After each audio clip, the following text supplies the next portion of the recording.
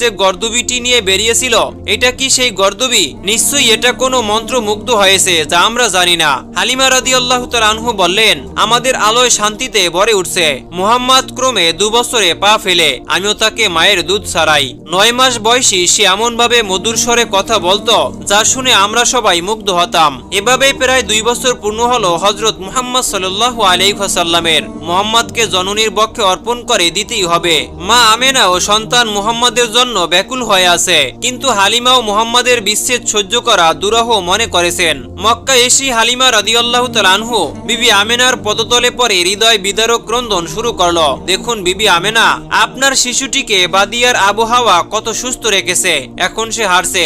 বর্তমানে যদি আরবের উত্তপ্ত আবহাওয়ায় তাকে রাখা হয়, তাহলে একেবারেই মরে যাবে। হালিমা রাদিয়াল্লাহু তাআলা আনহু হৃদয় ফাটা প্রার্থনা আর পুত্রের স্বাস্থ্য সম্বন্ধে চিন্তা করে আমেনা রাদিয়াল্লাহু তাআলা আনহু উদ্বেলিত মাতৃস্নেহের শ্বাসরোধ করেই হালিমার হস্তে আবারও মুহাম্মদকে দিয়ে দিলেন। হালিমা প্রাণ খুলে উল্লাসে মুহাম্মদকে বক্ষে আবদ্ধ করে তাঁবুতে ফিরে আসেন।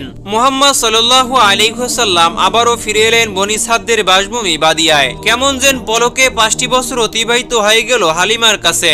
রাসূল আকরাম সাল্লাল্লাহু আলাইহি ওয়াসাল্লাম দুধ ভাই বোনদের সাথে মা হালিমার ছাগলের পাল চড়িয়ে বেড়াতেন। হযরত মুহাম্মদ সাল্লাল্লাহু আলাইহি ওয়াসাল্লামের সম্পর্কে মা হালিমা রাদিয়াল্লাহু তাআলা আনহু বললেন, যিনি মুহাম্মদ সাল্লাল্লাহু আলাইহি ওয়াসাল্লামকে শৈশবে পরিচর্যা করেছিলেন। যখন থেকে মুহাম্মদ আমার জীবনে এসেছে, তখন থেকে তার বরকতে আমার জীবন সম্পূর্ণভাবে পরিবর্তন হয়ে গিয়েছিল।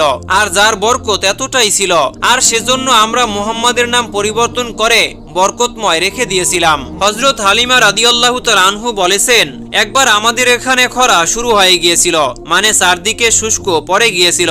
জীব জন্তুরা সব ক্ষুধাতে মারা যাচ্ছিল, কিন্তু